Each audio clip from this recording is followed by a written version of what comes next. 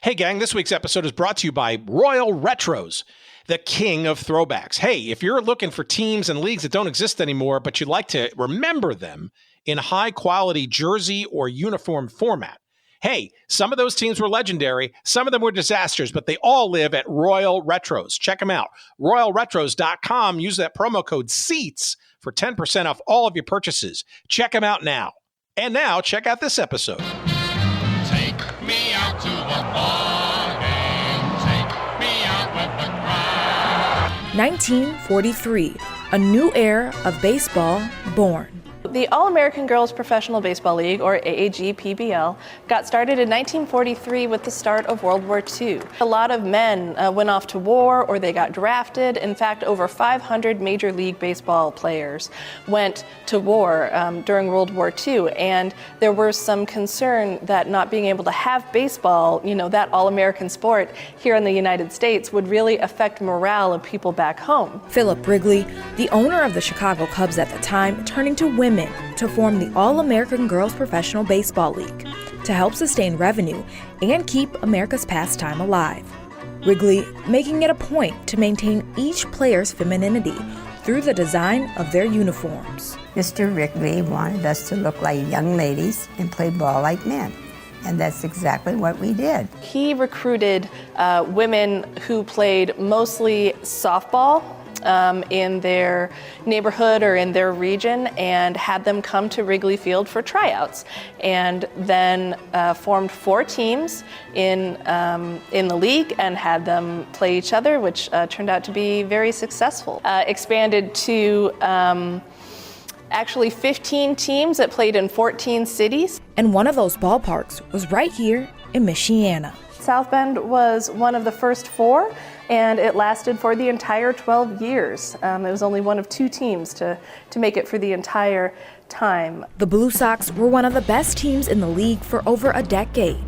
In 1951, they had the most wins in the season with 76, and they appeared in 6 playoff series, winning 2 league championship titles in 1951 and 52. Playland Park was where history was made and baseball was played, and the South Bend Blue Sox were a part of it all. Welcome to Good Seats Still Available, a curious little podcast devoted to exploring what used to be in professional sports. Here's your host, Tim Hanlon. Well, hello there, everybody. It's your pal Tim. It is Good Seats Still Available, the curious little podcast that, of course, is devoted to what used to be in professional sports. Thank you for finding us. We appreciate it, as always. And we're back into baseball. But we segue into the hot stove season. It's not never too early to start thinking about next season, but with a twist this week. We'll make a return to the All-American Girls Professional Baseball League, the endlessly fascinating adventure that was in the 1940s and early 1950s, the replacement for the boys as they were out there fighting the good fight in World War II. At least that's when it began. And then upon coming back, the ladies kept going, and were amazing stories in their own right. And the stories that populate this league and the imagination that has gone on since then is seemingly endless. And a great excuse this week to get back into it with our guest, Jim Sargent, who, along with his co-author, Robert Gorman, wrote a book about 2011 or so, I think around this time back then, and is being re-released in paperback form from our good friends at McFarland. It's devoted to the South Bend Blue Sox, one of the more long-lasting and successful franchises in the AAGPBL. And we're going to sort of celebrate a little bit of that history, as well as some of Jim's other works. He has another book that's out from McFarland that is almost quintessential, called We Were the All-American Girls, which features a whole host of interviews. These are original interviews that Jim conducted with players from the league back in the day. These interviews were largely conducted in the 1990s and actually through the 2000s. And these are first-person accounts in that book, the We Were the All-American Girls book. So we're going to kind of use those two books, again, both published by McFarland. You, of course, get those wherever good books are found, or go to our website at goodseatsstillavailable.com. Search up this episode number 369 with Jim Sargent, and you'll find a couple of convenient links to those books, and you get a couple of copies for yourselves and enjoy those, and perhaps read along as we go into our conversation. But again, the All-American Girls Professional Baseball League, again, never seems to be short of fascinating stories and personalities and the like. And the South Bend Blue Sox, again, probably quintessential, a great representation of such. And that little clip that you heard there came from the reporter. Her name was Naja Woods, along with Todd Madding, who is the producer and photographer and editor of that piece. Back from June of last year, it was back then when Naja was part of the ABC 57 TV station crew there in South Bend, a Weigel broadcasting station. These are the folks that bring you Me TV and the like. And now she is at, I believe, the Scripps station in Indianapolis. So a little bit of a bump up there for her. But back last year, this was their little story about the South Bend Blue Sox. And you heard the voice of Christy Erickson, who's the deputy executive director of the History Museum there in South Bend, where there is not only a wonderful set of memorabilia and features around the South Bend Blue Sox, but also the league itself. I think it's actually, if I'm not mistaken, the best, most rich concentration of memorabilia and storytelling about the All-American Girls Professional Baseball League there in South Bend at the History Museum. But I'm going to let Jim kind of take us into this story, both about South Bend, the Blue Sox, and the All-American Girls Baseball League, from what he learned from some of these original first-person interviews. And I started our conversation by asking Jim how he started his adventures in writing about both the Blue Sox and the league. And I have to beg your indulgence. My voice on this recording just absolutely sucks. We had a little bit of a recording issue on my side with microphones and that kind of stuff, but hopefully clear enough where you can hear my questions. But the more important stuff is what you're going to hear in much more dulcet tones from Jim Sargent in our conversation. So here's how I started that conversation, which included my asking him about how he got going into this adventure. And here it is. Here's what he said.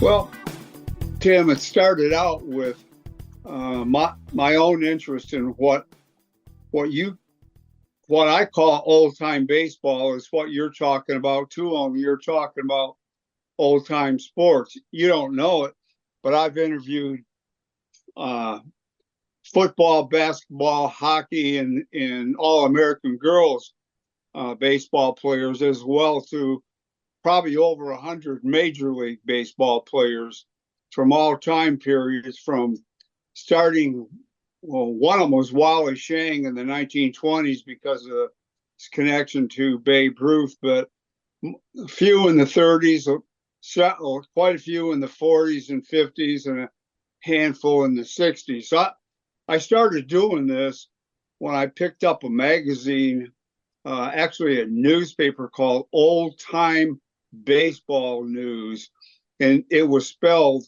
OLDTYME, Baseball News. This was back in 1992, and there were stories about the kind of exact thing you're talking about. So I read some of those and said, I can do that. I'm a retired history professor now, but I had written a book and published a number of papers and several articles in American history. And I just switched over to talking to old time baseball players. And I started with a guy named Charlie Maxwell, because I grew up in Flint, Michigan, and I'm a longtime Tigers fan. So it spread from there. Ray Boone was another one. And I ran into, before very long, this All-American League through this old-time baseball news. And I got in touch with a woman named Jean Faut, F-A-U-T, who is widely considered the best overhand pitcher in the entire history of the league. And I talked to her several times. Usually when I interviewed people, either it was on the phone, or in Jean's case, we went down to meet her in North Carolina. And we met at a restaurant not too far from her home. My wife Betty would come along, and anytime that we met people like her, Doris Sams, and lived in Tennessee, was another one. Betty would talk to them about personal things and things, outside of the league, and I would talk to them about baseball. But many of these women have never been married, so it was reassuring for a man to come along and interview them and not only have his wife with him, but actually be interested in their stories. Well, the difference between me and a lot of writers was I was already a historian, excuse me, and already had done a fair amount of writing for publication. So it wasn't really a new thing for me. It was just different different subjects, a different topic. So how many years was it since the ending of the league, roughly 1954 or so? Some would argue it kind of fell apart a little earlier than that, from when you started to reach out and started to interview some of these leagues. Yeah, in my case, it was 1995. But what you have to realize is that around 19, I'll have to stop and think of it.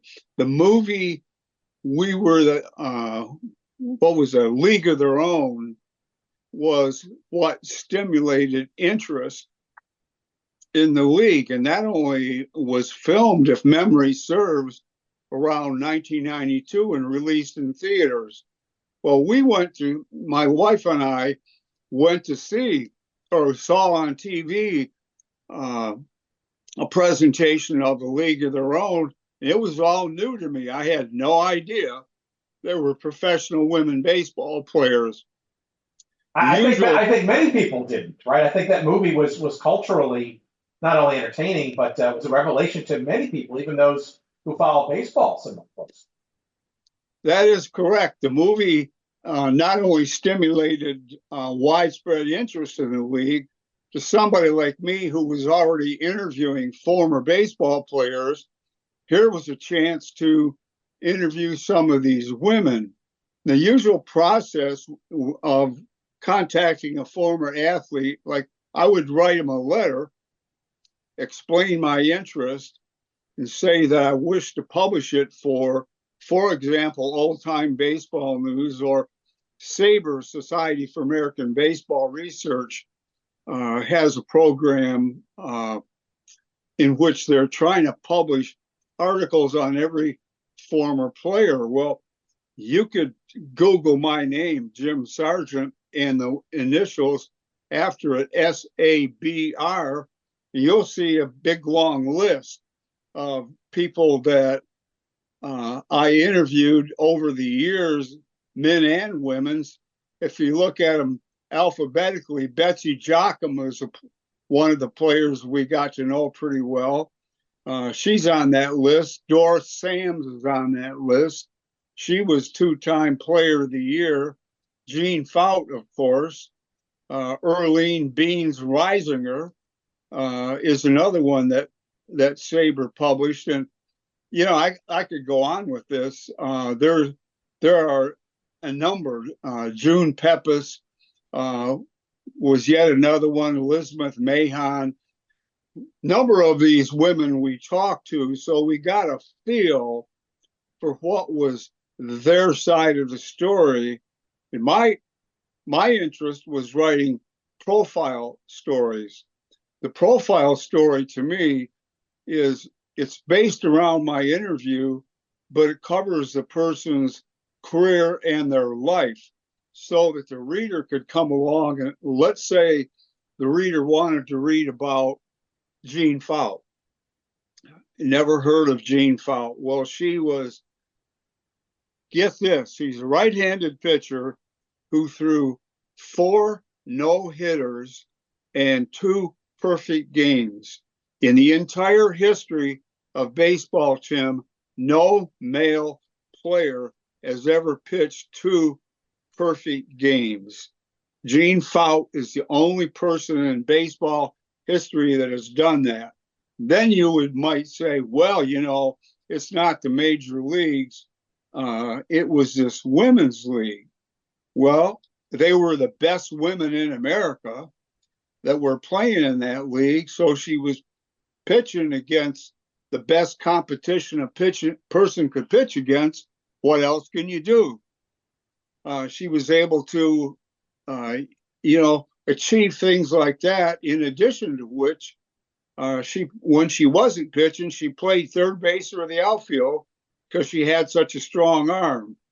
Usually the girls' teams would have probably 15 players, but 11 or 12 that you really played. A major league roster has 25 players, but that doesn't mean those 25 players, play an entire game. And the girls' teams had smaller rosters.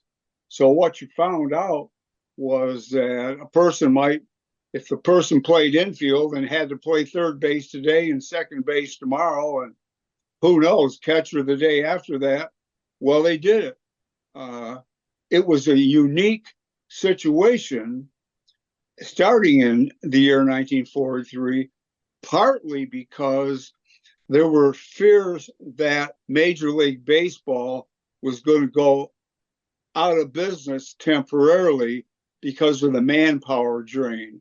And it was Wrigley that owned the Chicago Cubs, the gum magnate, that started the idea. But pretty quick, he sold his interest. And different teams were owned. They were all owned locally, and they started out pitching underhand, but with a modified baseball. If you look at the history of the league, the baseball started out being roughly 12 inches in diameter. Regulation baseball is 9¼ inches in diameter.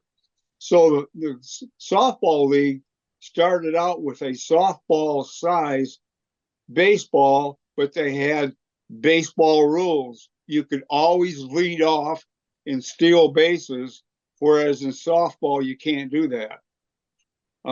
So the pitching was underhand for a couple of years.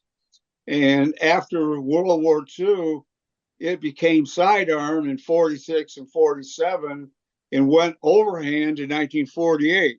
So from 1948 until the league went out of business in 1954, it was strictly overhand pitching. Well, that's a different ball game because the best women ball players in America played softball in the 30s.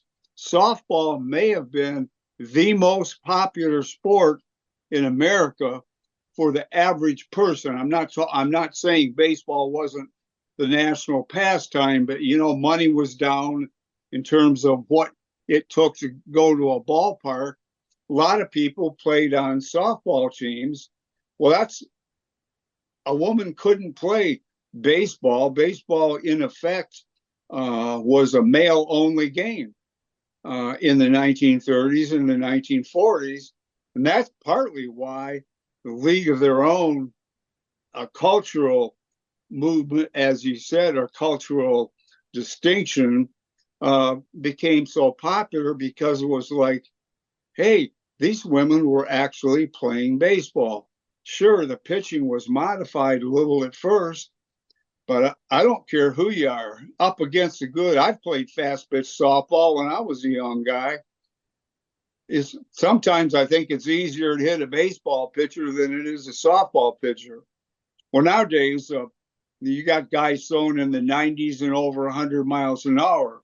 And people didn't throw that hard at that time, but you can only pitch against the best hitters, and you can only bat against the best pitchers. So all those questions are relative. it doesn't matter whether pitchers threw harder in the 1940s and 1950s than they do in, let's say, the 2000s and 2010s and so on. That doesn't really make any difference. The interest in the game is still there. The fun of baseball and seeing, people playing their position, people batting, base hits, running the bases, sliding, defensive standout plays. All that is the kind of thing that people who grew up in baseball loved.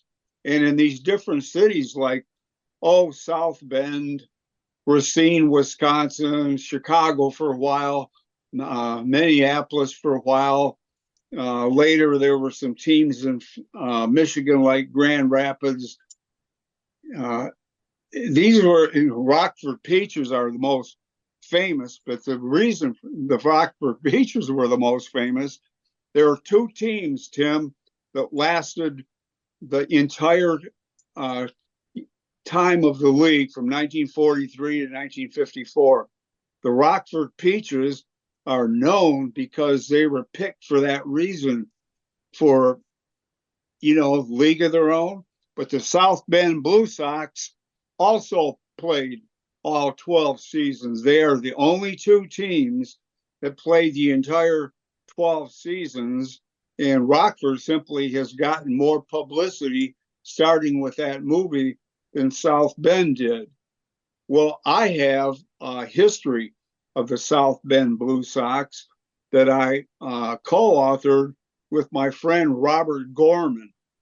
That's really quite a good book, but it's kind of a niche topic, as you're trying to do something about that yourself. But not many people still know about the All-American Girls Professional Baseball League. The other book that you're referring to that I wrote is my interviews with 42 different players, and there aren't but a handful of those left alive. There are a number of people, better than a dozen, like Brent Kelly, who have published interviews with former ball players, be the kind of thing you'd be interested in. I'm the only one that has any extensive interviews with women that played in the Girls All-American League.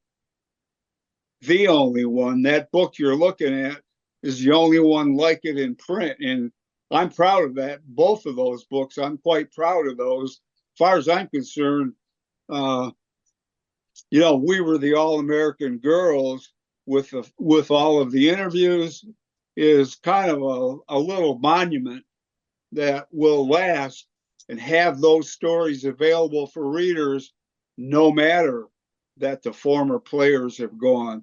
So I tried to convey my understanding of them, some of their quotes, their insights into the way they lived, into the way they played, the way they interacted with the fans.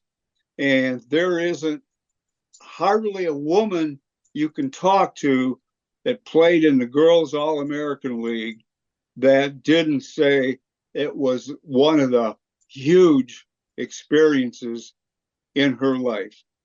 In this book of interviews, so you break it into three parts: the early years, 43 to 45, the post-war years, 46 to 49, and then what you call the last years, 50 to 54. Yeah. Why did you break it up that way? Was it aligned with what you just described, the adaptations, if you will, of the rules? Was that it, or was it something else that was unique and distinct for those time periods? What part of it was that the pitching was changing. We looked at that. It was strictly underhand during the war years, evolved in 46, 47, 48, or 46 and 47, and went overhand from 48 to 54. But the breakdown in my book is only partly that. It's partly the number of players that I was able to contact, which is partly by chance, you understand, because not all these people were left alive. Even in the 1990s, a number of them had passed away.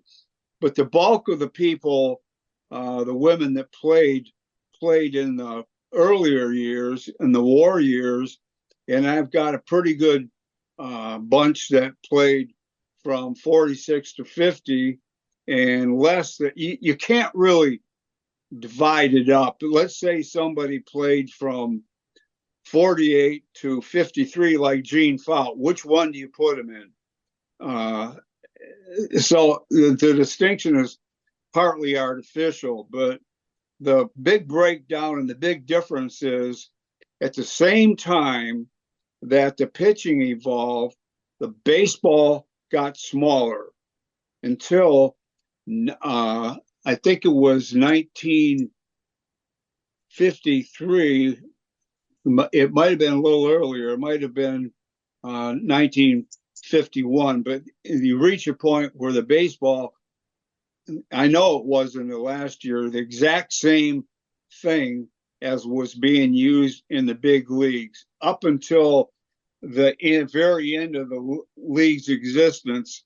The baseball was a little bigger, but it was a lot smaller than a softball. You know, the only place you can see one or two of these baseballs is in a museum, like the History Museum in South Bend, Indiana. That's one of the finest museums with artifacts of the All-American League that I know about. How many of these players, though, actually made it through the entirety of those different variations? I can't imagine there were many players who were there in the beginning that kind of lasted all the way until 54, either because of the style of play or the size of the ball, or frankly, because of what was going on around the world. I mean, the early, the war years and the immediate aftermath of the post-war years, and then the advent of the 1950s, right? The era is just right there of what was going on worldwide in the game of baseball generally. I can't imagine a player having the skill to kind of adapt specifically to those different versions of the game, let alone have nothing else going on in their lives as they were coming in and out of the league, given what was going on around them. Well, to tell you the truth, Tim, I don't think there was a single. I don't believe there was a single one that played the entire time. While I'm sitting here, I was looking to see if I could find a chart that shows it. I can't lay my hands on it because I don't have it, but I was right at first. The softball is 12 inches in circumference, whereas the baseball is 9.9 1/4 inch. So you see, yeah, I'm just wondering if players could adjust. Like, how many players would have just made that first adjustment, let alone? Well, I don't think you can. You can do some adjusting, but it's as the rules change, it becomes harder on a person who has played softball, for example, to play baseball, and that's actually one of the things that hurt the league, because in trying to compete with men's baseball after the war, wasn't a problem during the war, but after the war, when you evolve the game more towards baseball, you reduce the number of women who can play because they've never played anything but softball before. So they have to make this adjustment all at once. It's unprecedented in sports history, really. What did you find in your conversations with these women? Their motivation, their motivations for playing, whenever they play, whatever part of the league's history, did they sort of segment themselves into sort of common themes, or was it as individual as the players themselves? Well, actually the movie, the League of Their Own, shows that to a little bit. To a small extent, let's say. Most of the women wanted the opportunity to get away from home and try something they were never allowed to try before. Notice this, Tim. They were paid they paid them as much. A person would make as much in a season playing baseball as her much or more than her father made. Salaries at first started in the $1,500 to maybe $3,000 range, but almost everyone would tell you that in the months that the league played, May, June, July, August, and September, they made more money playing baseball during that time than their father made for an entire year. And he may have been working in a factory somewhere where the wages were about as good as a person could get unless you were in a high salaried professional position.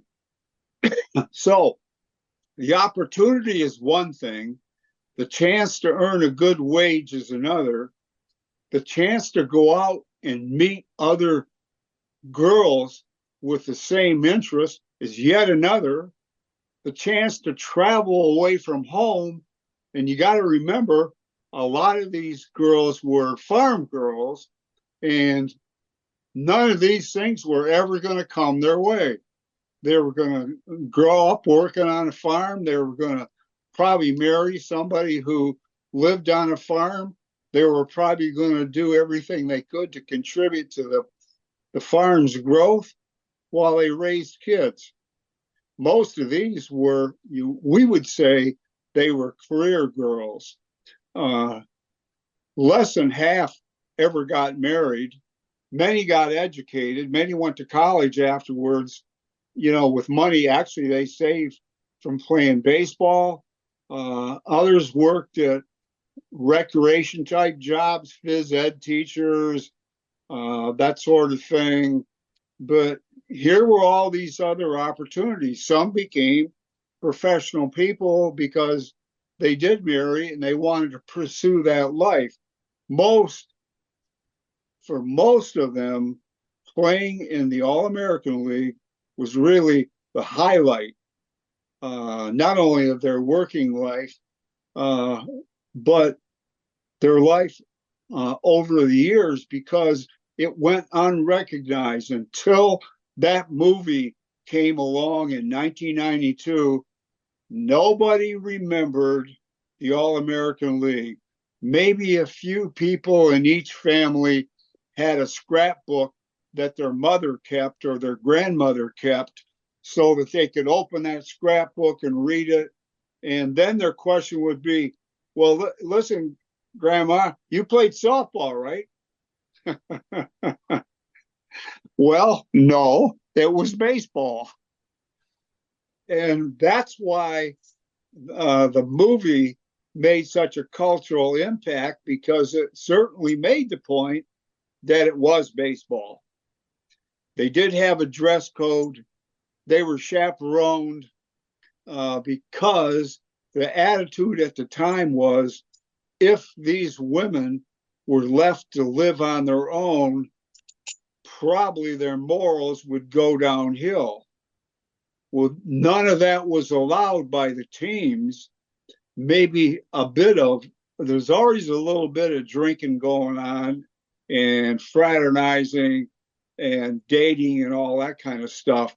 But by and large, when you're required to wear skirts to play the game, and short skirts at that, when they traveled on buses in the early years, you couldn't get off a bus unless you had on a skirt and a blouse. You couldn't get off in jeans or slacks. You had to look like a woman and play baseball like a man. Think that over.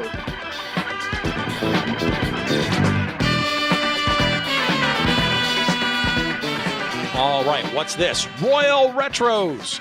All right, longtime fans of this show may remember a little site that we used to promote the heck out of called 503 Sports. Well, not only are they still around, they are now known as Royal Retros.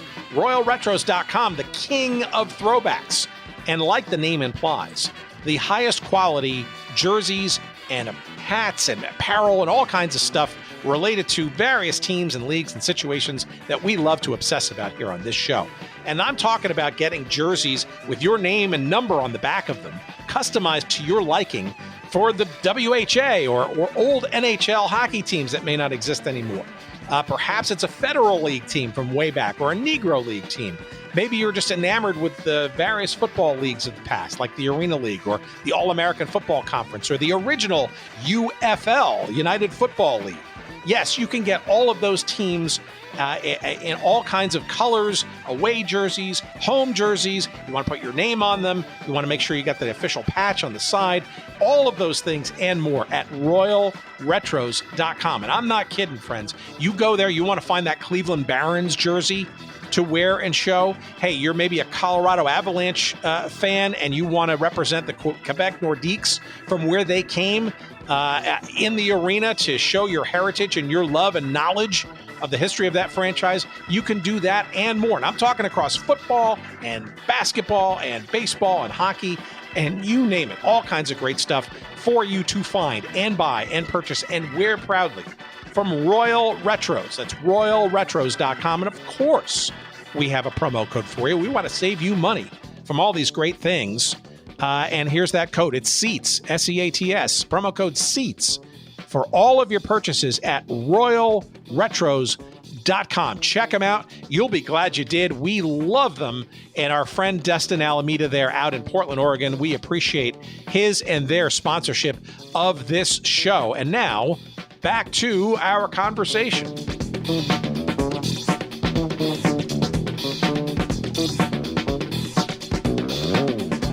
So I'm sure you've seen the Amazon Prime series that was out a couple of years ago. We had a couple of the actors and the producers behind that, right? Which got into sort of other thing that was kind of maybe cursorily glanced at in the movie, right? Which was the fact is that there was a fairly large contingent of gay women in this thing, and obviously this is decades before sort of the culture sort of shifted towards tolerance and understanding of lesbian culture and all that kind of stuff, right? And even before maybe that, right, sort of the concept that that was sort of another bonding element, if you will. These are like-minded women in terms of their sexual orientation as well, too, and not too surprisingly, right? Because you're athletic, you're independent, you're a bit more, confident in your abilities, and maybe more seriously questioning of your upbringing in sort of these rural environments and stuff, and wondering, why am I so different in the face of what culture is telling me that I should be? That also had to be a great bonding experience, right? Not only to play the game, but just the generalities of that when you find other like-minded women in that environment. It's not unlike a fraternity, a sorority, any other cultural institution where one finds others like yourself. That's right. And I think the people that had this common, let's say, skill, ability, aptitude between them basically had a really good time together. Sure. I mean, there was a camaraderie that you normally couldn't get with other girls that played in the league. There was a certain amount of notoriety because you became pretty well known at that time, not by today's standards of where everything's computerized and on the internet, but the small town newspapers carried stories about these teams. People went out, several hundred to a few thousand, to see a ball game. They're featured in newspapers. They were featured in magazines. I've researched that kind of information for years. They signed autographs after games, just like people normally did. And later, after a league of their own, the women started an annual reunion. Did you know they still have those annual reunions of the Girls All-American Baseball League? There's a woman named Marie Fiedler, Fidler, who's kind of the executive secretary. That may not be the the best way to explain it. I went to one, and as a matter of fact, I was featured speaker at one in 1997 at a place called Myrtle Beach, South Carolina. They tend to move around, but I gave a presentation on the All-American League, and I have all kinds of pictures that Betty took of me with other women, talking to them, getting an opportunity to interview some more. We had a wonderful time at this reunion. And Jean Fout happened to be the president that year, and she was one of the first, as I told you, that we did interview. So we knew her relatively well. We actually knew her until she died. To tell you the truth, she only died a couple years ago, but she came up where I teach at Virginia Western Community College back in 2013 to speak to a group of students here, because there's still all kinds of people who have never heard of the All-American League. Yeah, So, look, I think there's also, it seems to me too that a lot of these the characteristics and the stories of these individuals, there's almost like some self-selection here, right? That they all sort of, what you just described, right? The signing of autographs and gaining some fame in their local communities and the national coverage and like the Life magazine cover stories and all that kind of stuff. Yeah, technically, that's not supposed to happen to farm girls in the 1930s and 1940s, right? War or not, right? And I think, looking backwards through the prism of cultural evolution and the movies and the Prime Video series and that kind of stuff and all the publicity that sort of came after the fact, right? I think we're kind of guilty of saying, well, Jesus, these are, well, of course, why wouldn't they be doing these kinds of things and pushing their boundaries and doing that kind of stuff? To me, it almost feels like there's a certain level of, I'm trying to figure out the word, courage almost for these girls, these ladies, right? Because this was sort of truly countercultural at the time, and there had to be a hefty dollop of confidence and then some to kind of do this kind of stuff. Borderline pioneering, so to speak, in this regard. Now, I guess it was fun, sure, for them. God bless, but it was against norms at the time too to kind of do this stuff and feel comfortable about doing it. Well, pioneering is a good word. They really were pioneers in baseball, because no women had ever played any version of baseball before 1943. Let's face it, it was a man's world at that time. So that you're overcoming all kinds of things. If you're joining the league in 43, 44, 45, 46, anytime throughout the 40s and probably the early 50s, you have to be brave enough to, in the first place, to live away from home, that wasn't the norm. In the second place, to develop the skills that you've got so you could play well enough to be part of a team that would be able to win some games and compete with other teams. You have to, later they had pictures made for baseball cards because the reunions started that. There was an organization, AAGPBL, professional organization, but meeting fans, staying at places like hotels. I can tell you of a number of girls that when they played in Chicago or Racine or Kenosha, Wisconsin, one of the things you could do is travel across Lake Michigan on a boat. You could take a day trip. And I've talked to some. Still can. There are two of them actually still. Yeah. See, all these things are new. So it's got to be kind of a brave person to start out with. That's got the strong enough self-esteem, strong enough courage strong enough stamina to do all these things.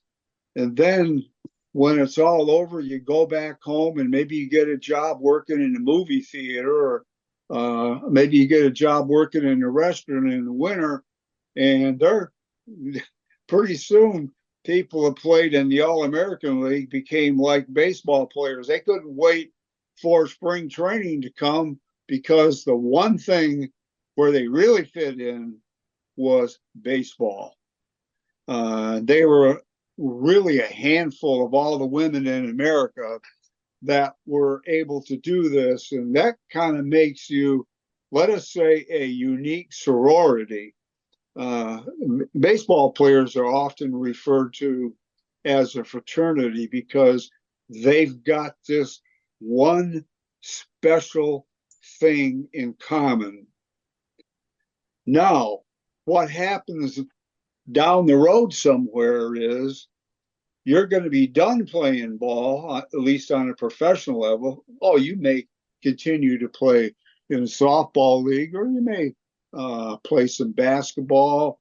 There was a traveling league for 3 years, a traveling team that went around and played exhibitions for 55, 56, and 57. Some of the girls that really didn't, want to give it up. But the other thing is, Tim, a woman would be expected to get married and have a family and stay at home. And that's something that you had to overcome that to play in the league. But then afterwards, how do you fit into America in the 50s with Betty Crocker and, Jackie Gleason on TV, Ed Sullivan, all these things are coming along and people are playing baseball. And then who are you? The league doesn't exist anymore. Well, now what do I do with my life? Yeah, so that's interesting. So I want to tease that out for a second. So in the course of these conversations and these interviews, again, you're talking a few decades after their play in this league. It feels to me, based on the movie and the series and the conversations that we've had, a little bit of the research that I've done, that there are kind of maybe one or two paths that these ladies took after that, right? For the rest, the quote unquote rest of their lives. One is to kind of just, put that on the shelf, put the books and the memories away, and maybe the movie outs them, so to speak, or there's a conversation with one of their grandchildren or whatever. There's this sort of like the discovery, if you will, of this other life that grandma had. And they sort of, have to kind of maybe admit it or whatever, but they repressed it because they had to get on with their lives, so to speak, in that sort of classic way to describe it. Or it seems like there's another group of ladies who just kind of kept going down their iconoclastic, independent,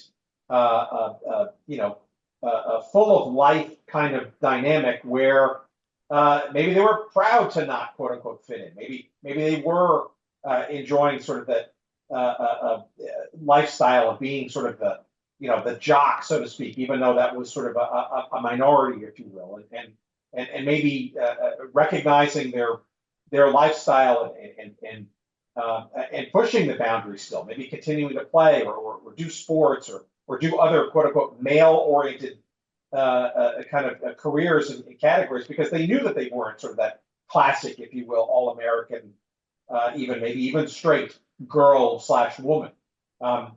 Is that an overgeneralization, or am I kind of onto something there? Either repression versus I'm just going to keep doing what I'm doing, even though it's not baseball anymore. Kind of thing. No, I think you're right about that, Tim. There were the minority went what we might call the professional route, and the majority went what you might call the domestic route, in which they did marry or did settle down, worked in a community.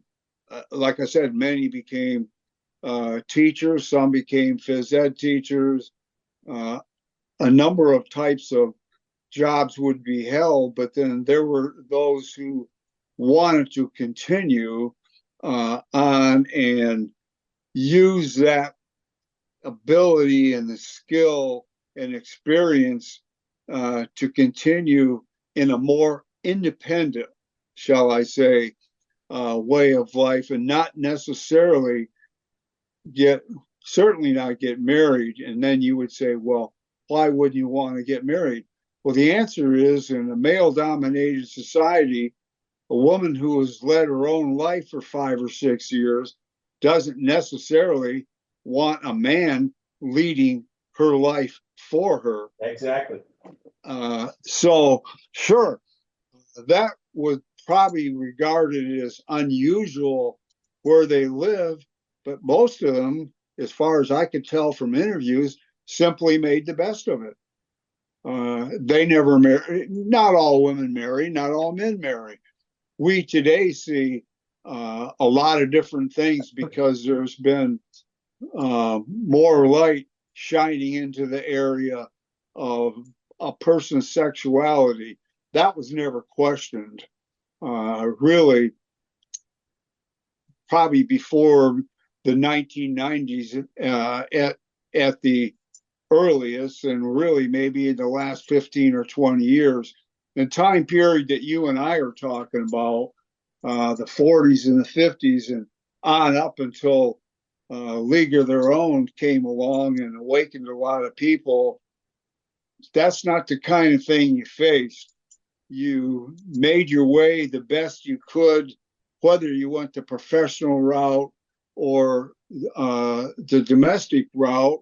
And most of the women that I have talked to, and I've probably interviewed at least 50 as a guest. I published 42 of the interviews, but there were some I couldn't publish because they were no longer alive and I couldn't get the permission to do it. I mean, there had to be an error you could find that could give you permission before you can go ahead and do this. So I know I've interviewed 50, if not 60 or 70, even though the names of 42 got into print in one book. But I interviewed a number of people for the South Bend book as well, and their experiences aren't greatly different once you divide that two categories of those who wanted to be more independent and those who were willing to accept more of the, shall we say, norms expected for women during that time period. It's astonishing to me, Jim, that you're doing these interviews starting in the 90s, right, or so, and beyond that.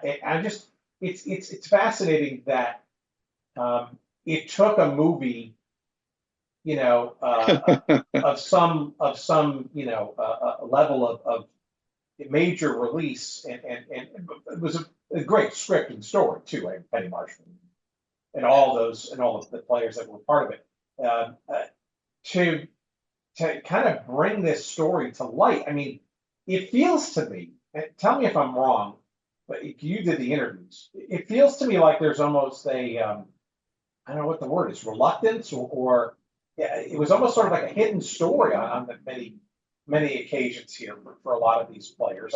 I guess I'm wondering and struggling to figure out why some of these stories didn't sort of break out into the open a little bit more earnestly before, 40 years later, 40 years on. It's a long time it's a generation or two even, for this story to kind of just be sitting latent and hidden from public view. Was there a reluctance to share these stories, or was there little interest in them, or it just feels to me like maybe there was maybe a little bit of both, maybe some true hesitation to kind of tell their truth, these stories and stuff, because it was just part of their past. Are you there? I'm still here, yeah. Yeah. Well, maybe a little more than that. There, on some people's part, some women's part, there would be a reluctance because you're going to be going uphill in trying to convince somebody that you really played baseball when in fact women always played softball. So you're saying that people would be incredulous and they'd be doubtful that mom or grandma was actually truly have done this. They wouldn't be able to believe such a. That's right. On the other hand, there's no market for it until the movie comes along, and it gives it more publicity than it ever could have been given in any other way, because that movie was major. It was national. We didn't just see it in one state or the other state or a handful of cities. The thing is on TV, and it's been on TV a number of times. You could rent it and see it. The impact of the movie is almost untold. Well, then there are people who want to know what went on. There are fans who want to know. So baseball cards are created by the professional organization of the women. And there for a while, especially in the 90s and probably the first 20 years or so, there's a considerable demand. Now, you have to realize by the time I came along with that first interview with Gene Fout in 1995, it was, that was because I'd seen the movie myself. As I said, I'd seen the movie and said, whoa, what am I missing here? I've been interviewing baseball players, and fortunately, my friend Bob Gorman was living in a city in North Carolina where Gene Fout lived. So we could go down and talk to her. Well, my interviews have always worked this way. I talk to, let's say in this case, Miss A. Miss A tells me about Miss B and C. I talk to Miss B.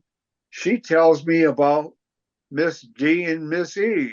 And it kind of grows like that, so that if I want to do a story about Betsy Jochum, I try and contact some people who played with Betsy Jochum, and she'll give me their names and addresses. She knows them. They stayed in touch. They were a sorority. They did have this in common. They did many of them stayed in touch with their former friends. And that's why when the reunions came along after the movie, they sort of glorified in that, because here we were again. We were sharing stories. There were stories about us. We were sharing experiences. Our children, our grandchildren, our husbands, our friends are finding out that, lo and behold, women were good enough to play baseball, and they played baseball in the best league there was. There may not have been very many others, but the All-American League is still the best league there was, and those experiences will endure, just like the ones you're talking about in other areas. When people like you and I are publicizing it, and more people, of course, old-time sports still rings a bell with a lot of fans out there. They're turned off by today's high salaries, some of the antics you see among players, but and some of the things that you see on TV. But if you are somebody who likes any history, and if you are somebody who likes to discover about the game, and particularly if you're somebody who played baseball and liked baseball yourself, a podcast by Tim Hanlon might be right up your alley. Right? Yeah, and I didn't pay you to say that, but I probably should. But I think the point you're making, though, is I think there's very much a very clear through line, right, to what I think is now amazingly, and it's overdue too, greatly overdue. Just a, I wouldn't even call it a renaissance. I don't know if it's a calling back. It's an outgrowth, a wellspring of enthusiasm for, money behind, excitement for women's sports generally. I mean, the WNBA has really come into its own the last number of years, and Athletes Unlimited, which is sort of this assemblage of different sports where the women can play and in a professional manner and earn money in a sort of a collective kind of environment. National Women's Soccer League and there's a women's hockey league now, and the idea of even co-ed returning to certain things like tennis and some stuff. It's amazing to see, and I don't think it's a stretch, even though baseball, quote unquote. I mean, obviously softball is still a thing, but and professionally has been around for a bit. It is not a stretch though to look back at something like this, despite baseball not being one of those sports. Although why not? I mean, you can certainly come back again in some way, shape, or form, given all the interest in women's sports. But the foundation, right, of a pure play women's league and the history behind it and the I don't know, the aura that still resonates from it, whether it's through the lens of a movie or a limited series on streaming or whatever. There's a hagiography there that I think almost anybody who is part of the women's sports scene today can look back and sort of see as a bedrock of some sort. These truly were pioneers back in the day. And I would argue that even the remaining folks who are still around from those days can probably look back and say, we were a major foundational brick or layer in what is today now finally overdue a fledgling and flourishing women's professional and even amateur sports realm today that that maybe we were pioneers in that respect that is now bearing fruit for generations after us. Well, I think that's exactly correct, Tim. They opened the door, and the door may have been open and not stepped through until the 1990s, but it continues. They continue to be the pioneers in the whole idea that women can play a professional sport, draw interest, make a living, have all the things going on that the All-American League had going on, and probably incomes beyond anybody's belief. I coached basketball for years when I taught in high school and also at Virginia Western Community College. And, I take a look at Caitlin Clark, and she's torn the cover right off of women's basketball. She's one of those people that's just amazing. Well, if you looked at this league, it's got its own pantheon of stars, people like Bessie Jocham and Jean Fout, Doris Sams, and any number of others. And their families still today can be proud of what they did achieve and proud of the doors they did open for women. Yeah, I'm not a woman, right? I just play one on TV, but the idea, though, to me, there feels like there's a very strong connection and bond and relevance there between this league that was so ahead of its time and such an outlier, given where cultural mores were at the time, and just the pride and the joy that these women had in playing, having the opportunity to play, make money doing it, and just having fun doing it in an extraordinary period of time. And just to know that the seeds of that can actually just bear such tremendous fruit now across a whole panoply of sports. The irony is not lost on me, though, that baseball, quote unquote, is not one of those sports that seems to be enjoying a turn in women's play. I mean, softball is certainly one of them, but volleyball and basketball and hockey and a number of other sports. But I guess the question in there, I know they're going to get a couple of attempts here and there. The Colorado, the Silver Bullets back in the day in the 1990s were a professional women's baseball team. There's been a couple of small sort of attempts to. Do you think, though, there could be a professional women's true baseball league in this day and age, maybe with some modified rules, perhaps, or whatever? I do know that there are players, there are girls out there that truly keep trying to fight to play actual baseball with the guys, and kind of just recoil at the idea of softball. No matter how fast pitch and finesse it's become, it feels to me like it's kind of inevitable that somebody's going to, make an attempt to do that. And I think there's probably, just like American football, there are girls and women who keep pushing the idea of playing tackle football. I think actually what's going to happen is the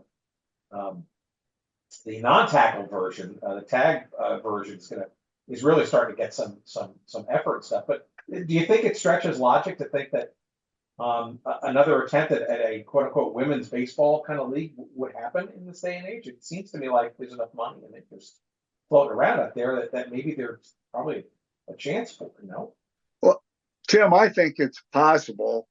I'm not exactly sure why softball has grown so much, except that those who are pushing softball may feel like it's better to have something that's a little different from baseball than to compete with it. You mentioned the irony of the fact that baseball is not one of the areas where women's growth, where we've seen an actual professional sport. But the other sports that have done well have sort of done well only because they had the opportunity in the first place, or it couldn't have happened. The men's baseball, I guess is what I would say, is not growing as much as the NFL. I actually think women's sports is growing faster than men's sports. I never played soccer when I was a kid. I went to high school in the 50s. There wasn't any soccer in Michigan at that time. If there was, it was at private schools. I played baseball, football, and basketball. Never happened to run track.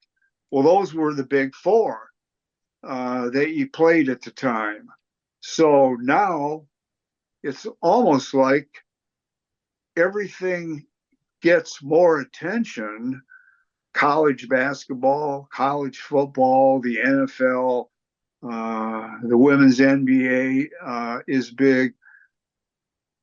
I think there's so much more interest in women's sports and other sports that baseball has kind of suffered. Now, I know there's plenty of baseball fans around, but I don't see the game and the interest growing as much as I see it growing in other professional sports for men and women. Yeah, that to me is an irony. There's a replacement issue there. Yeah, I think that. And look, I think baseball has reluctantly recognized that it had to speed up the game a little bit with the pitching clock and all that stuff. I think those are decades overdue, and we'll see. I mean, there's also, though, we're also into you mentioned it earlier, sort of a realm of sort of big business and big money and private equity now. And to me, there also feels like there's a bit of an insidiousness to that. And I wonder, I think we're maybe in a great sort of expansionary period in sports generally because of all that money. I'm just wondering if this sort of unending growth pattern it can continue. I mean, more franchises for established leagues, brand new leagues, volleyball. There are now 4 professional leagues that sort of have popped up, and pickleball's got 3 or 4 leagues going. I mean, it just seems unending, and clearly, based on what I've done over the last 7 years with this silly little show, there's things come and go. There's cycles to these things, and I'm just not sure that this will go on unfettered. But it is though a wondrous time because there are just so many interesting sports um, and things out there that are now seeing the light of day on some level of scale never seen before. They were just oddities or occasional competitions and stuff. And now there's the bona fide leagues and stuff. I mean, having a women's hockey league, I mean, it's just unimaginable 10 years ago, and it's just fascinating to see. And to me, I think that it's the best of times, but it could be the worst of times over, as the years roll on, because there's only so much money to go around, the affordability issue, I think, for a lot of sports, for the average fan, it's just it gets out of reach, and maybe perhaps that's what fueling some of these other sports now, that they are more affordable and more accessible, frankly, for people, and more relatable. Well, I agree with you. I think the number of major league teams is far too many. And I think they're going to find out the number of NFL teams is more than the fan base can support, because as the salaries balloon, the prices do too for the fans. So now, when I could go and see the Tigers in the 1950s for $3 or less, now 2 tickets in anything at all purchased in a stadium, even just reserved seats, it's going to cost over $100. And people have second thoughts about laying out that kind of money. And I think what most fans do is they still go, but they go fewer times. So it's like the costs are going up, but people aren't spending proportionally more, because you got other things you've got to spend to keep your life moving and well-rounded in the different areas that you want. So maybe your sports dollar is not what it was before, and now we're depending on what? Television, money from commercials. That's a whole lot of what supports professional sports. They aren't making it all. And even that's under duress, right? I mean, television as it traditionally was, right, with streaming and stuff. So that could easily be frayed, and pretty quickly.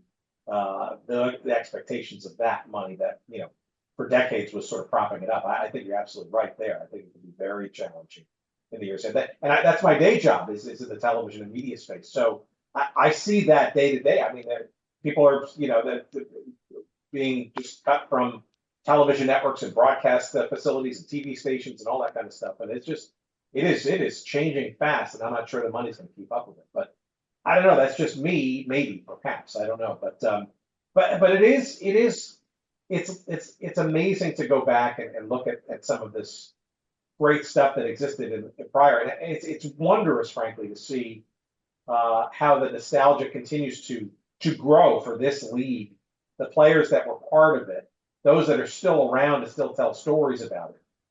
It's enchanting to a lot of people, and it's fun to see people with a Rockford Peaches cap, in the airport, and actually know when you drive into Rockford that there's a great pride there. You see murals on the sides of buildings and stuff. I mean, that's an amazing embrace of something in their history. They're very proud of it, and it's something that should be celebrated and memorialized, even as most of these original players, sadly age out over time. Well, I couldn't agree more. I'm a big fan of old time sports. I enjoy reading about the Tigers, but not so much the ones in 2024 as those who played back in the 40s or the 50s or the 60s are my favorite time periods, and on into the 70s. Like my favorite baseball player of all time would be Al Kaline with Detroit. And my interests tend to hinge around the time that I was real small until it got past the point where things started growing and changing so greatly. I still like the game. Don't get me wrong. but I really have an appreciation for those who played in earlier years. I really like those stories, and those stories just kind of resonate with me. They bring back memories of years that I played baseball and basketball in particular, but I played slow pitch softball until I was 55. And the reason I quit then was because I had surgery the following year and I couldn't play for a while. But it's the camaraderie and the fun of the whole thing, and the experiences that you have and the highs that you get from making a good play. Those are things that don't go away, Tim. They're going to be with you for a long time, and you kind of celebrate that when you go back and look at baseball players, let us say, from earlier years, and most notably in recent years for me, these All-American women baseball players. It just resonates. It fills a warm spot, and it's also an important part of our cultural history.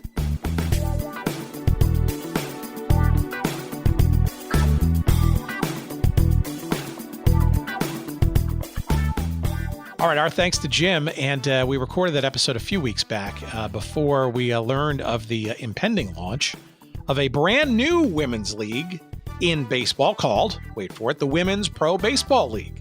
It is set to start in the summer of 2026 with 6 teams, count them, based in, I think, largely the northeastern part of the United States. So we have no idea where yet, uniforms, logo, any of that kind of stuff. But we will keep an eye on that for sure, as everything old is new again. The All-American Girls Professional Baseball League now having perhaps its modern-day follow-on with this brand new WPBL, the Women's Pro Baseball League. Should be interesting for sure. In the meantime, we have 2 great books by our guest this week, Jim Sargent, to keep you occupied while we wait for that launch to occur. And the first, of course, is that book about the South Bend Blue Sox, the history of the All-American Girls Professional Baseball League team and its players, that is co-authored with Robert Gorman. The other is the really amazing tome of 42, count them, interviews with these various women at the time who were players in the All-American Girls Professional Baseball League. These were interviews, as Jim mentioned, that were conducted from the mid-'90s through the 2012, I want to say, and all kinds of stuff in there. These are literal recounts of games and their careers and the camaraderie and the fans and the various impacts that the league made on their lives and all that kind of stuff, spoken in first person, and a treasure trove of stuff, some of which you heard Jim allude to. So both of those books, We Were the All-American Girls, interviews with players of the AAGPBL, and the South Bend Blue Sox books, those are both published by our friends at McFarland. And of course, you can get them wherever good books are found, or perhaps just walk down the street to your favorite independent bookseller. Maybe they'll be happy to order that for you if they don't already have them in stock. But of course, the easiest and most expeditious way to get each or both of these books is through our website at goodseatsstillavailable.com. Just search up this episode number 369 with Jim Sargent and myself, and you will find a couple of convenient links to the books in paperback and or Kindle forms, and we'll get some shekels of referral love. We appreciate that for sure. While you're on the website, tool around, see all of our old episodes. We post them all up there for you in case you're somehow have missed them on your feed or your podcast app of choice. And you can also go to our merch section if you'd fancy the opportunity.